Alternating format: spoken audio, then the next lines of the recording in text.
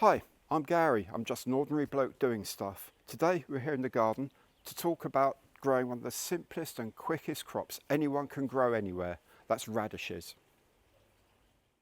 These crispy, peppery flavour bombs will bring a zing to your salads all summer long. And just like all homegrown veggies, will taste loads better than the ones you get from the supermarket. Along the way, we'll have a few top tips and tricks to help things go easily. Remember, I'm not a professional gardener. I just learnt this stuff by trial and error. That means I've made the mistakes so you don't have to.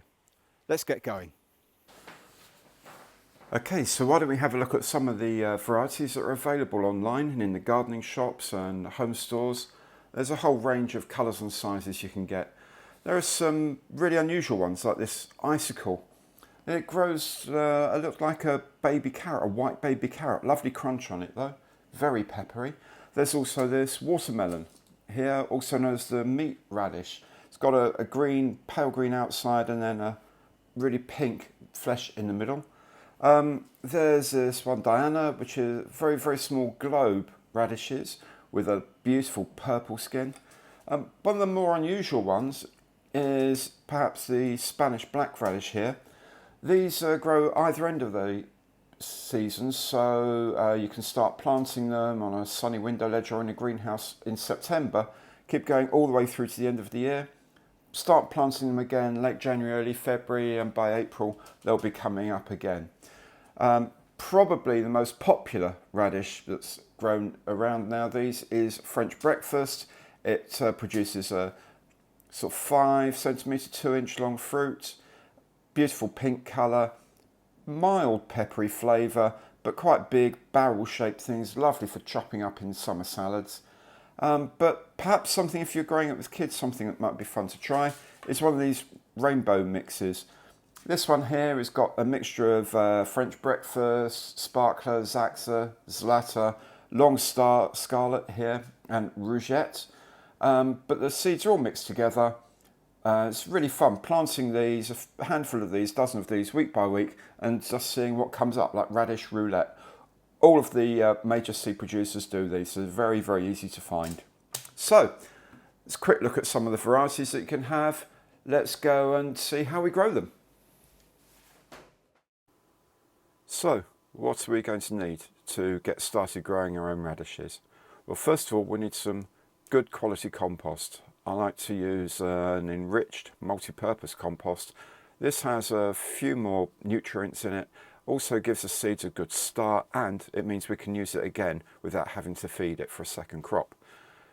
Then we need a seed compost, and seed compost is nice and fine, and this just sits over the seeds to give as little resistance as we can to the sprouting seedlings. And finally, of course, we need something to grow it in, whether it be pots, window box, raised beds, or even straight into prepared soil. One thing is, if you're using pots, I'd suggest a 20 centimetre or 8 inch pot, as this gives you room for a dozen or so plants, a decent bunch size. So then, getting started. Here we have a pot filled to about 2-3 centimetres, about an inch from the top, and don't compress the soil too much, keep it reasonably loose. Get your seeds and place them on top of the soil, 4 or 5 centimetres, about 2 inches or so apart, so you've got room to grow. Remember, each seed grows into a single radish bulb. And when we've done that, we can sprinkle the fine seed compost on top to about a centimetre or so depth, half an inch or so. Keep it loose, keep it simple. We want the seedlings to be able to push through. And finally, give it a good watering in. Now, use a fine spray on here. If you use too heavy a spray, you risk sort of pushing the soil out the way, disturbing the seeds. Nice fine spray, but give them a nice drenching. Also, don't forget, label the pot, what variety it is, what date you planted it, so you get a good idea of when it's going to be ready. If you're planting in a row, in a container or a raised bed, it's pretty much the same deal. Main difference is this time we're going to create a shallow drill in the soil, about a centimetre, half an inch deep. This, you can use a plastic tool like this, you can use a spoon handle, something like that. But tip is, use the side of your hand just to straighten out the row and also compress the soil a bit. It just makes it easier to plant the seeds out at the right spacing. Open your pack of seeds, pour in a few of them into your hand. The seeds are a decent size, so they're not too fiddly, very easy for you to do, very easy for kids to do. And again, plant them out into 4 or 5 centimetre gaps, or like 1.5 inches, maybe 2 inches, until they're all done. Then sprinkle on top your very fine seed compost, level with the rest of the soil. Label, as always, also tells you where the end of the row is, and then water again with the fine spray, so we don't disturb the soil but give it a decent drenching. Your first seedlings should germinate and pop up out the soil in 5 to 10 days, depending on the variety. Now, top tip here is to plant a pot or two once a week, so you'll have a succession of plants growing up and you'll have a decent supply all the way through the summer. This last pot here is about 6 weeks old and about a week away from being ready for the French breakfast variety.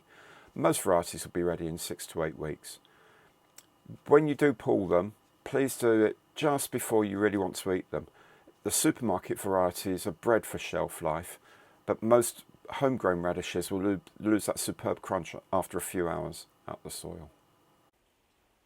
So there we are then, couldn't be simpler. Now if you've liked this video, do please remember, thumbs up down there, and also do subscribe to the channel to see what we come up with next. Thanks very much for watching, see you next time.